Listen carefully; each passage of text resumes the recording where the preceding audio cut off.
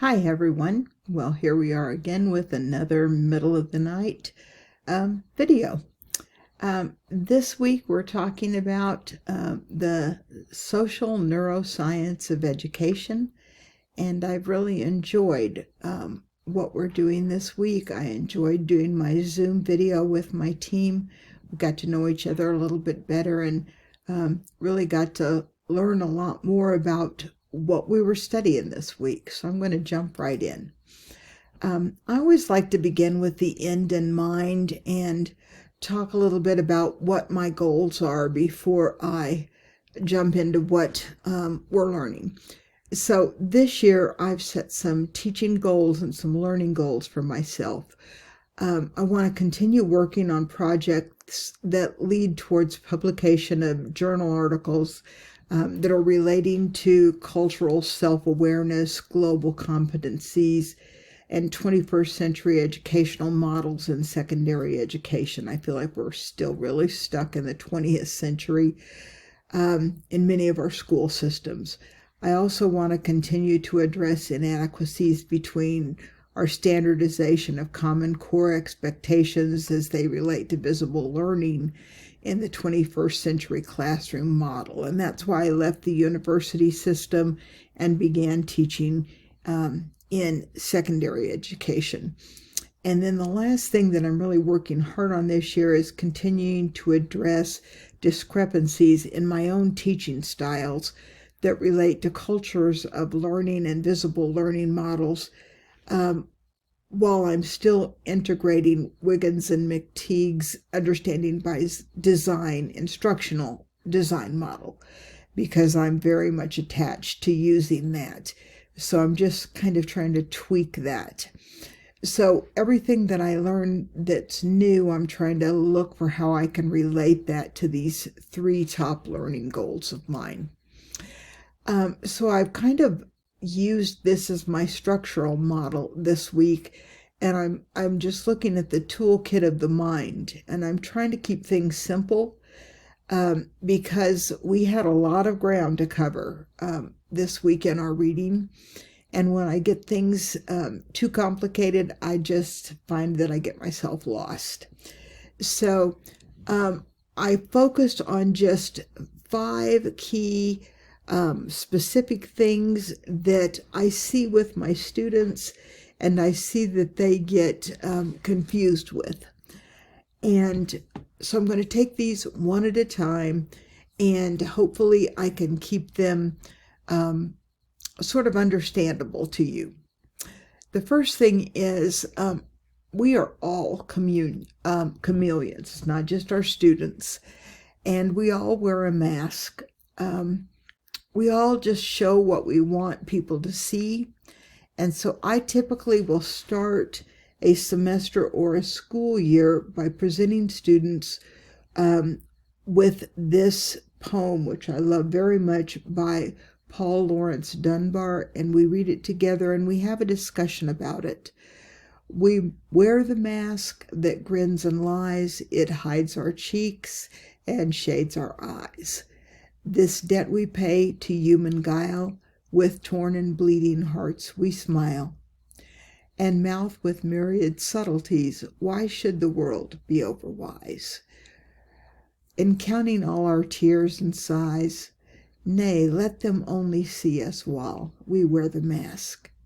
We smile, but O great Christ, our cries to thee from tortured souls arise. We sing, but oh, the clay is vile beneath our feet and long the mile.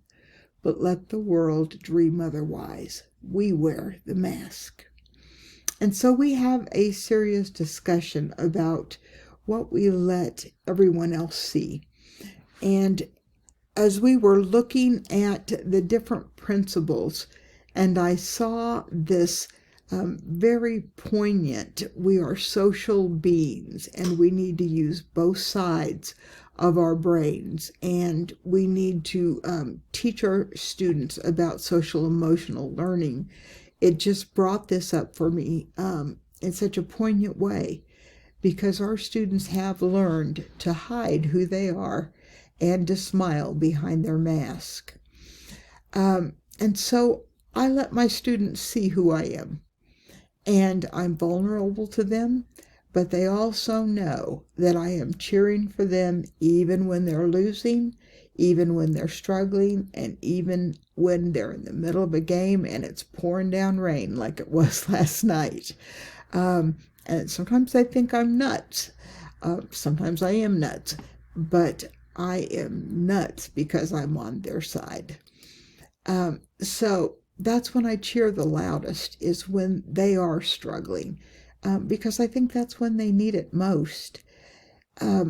We've been through a month of school now, and when we started with something that they thought they could not do. So we have used dual coding, and we've done spacing, which we've learned about this week. We've been doing that since school started. And the way I started them was, I teach English, and I started them with some Avid one-pagers. But I started them in groups of 3 or 4 students, and they worked together on this first set, and this is what they look like. And they had a group of 20 short stories they could choose from. These are high school seniors. I teach at a private school. It's a parochial school. So these are kids that are way above what many teachers have to teach. They good reading levels, and they're good students. But this is what I got back with the first set. No literary elements, no interpretation, no plot development. And I asked them, what did you guys learn? And they said, we don't think we're ever going to be able to understand this stuff. And I'm like, great, you get an A+. Let's do it again.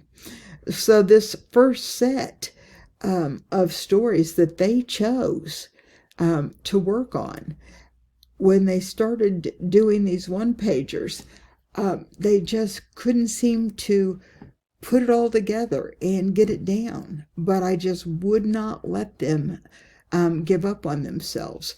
So this short story, The Sniper, I asked them what they learned, and they were like, what'd we learn? Try not to shoot your own brother if you ever are a sniper. And they thought they were being wise guys. And I said, okay, it's all right. Let's do another one. You still get an A+.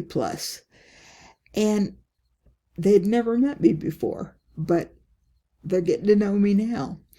So when we're doing spacing, we do the same thing over, and we return to it and do it a different way. With dual coding, what we do is we use both visual and textual elements. And so that's what we've been doing since school started. And the next slide, you're going to see how things start to look a little different. So 1 week later, same groups, same students, same stories to choose from. And their comments were, hey, we're starting to figure this stuff out. And we helped another group that was still messing up because they really needed our help.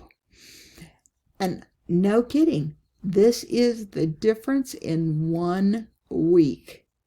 Just one more try, and things started clicking with them.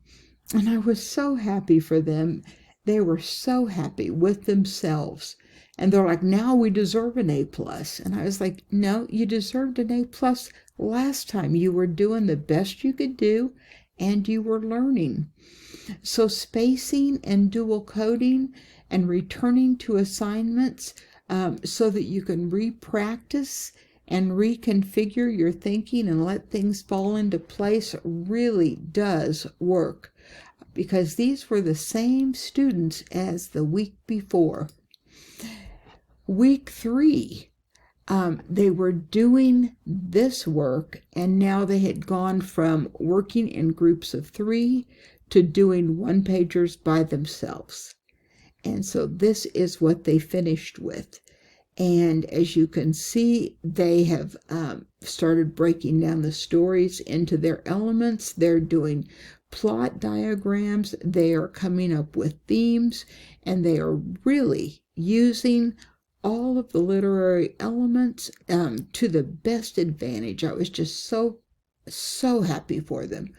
But something really magical happened on top of this, because I am working on developing my visual learning intentions. And one of the ways I know that it's really working is when students start teaching other students, or they can teach other people in their group. And I found out that they were in a mixed group study hall, and there were some ninth graders in that study hall that were doing a slightly different lesson. And the seniors got up and started teaching them what they had learned. And that is visible learning at its best.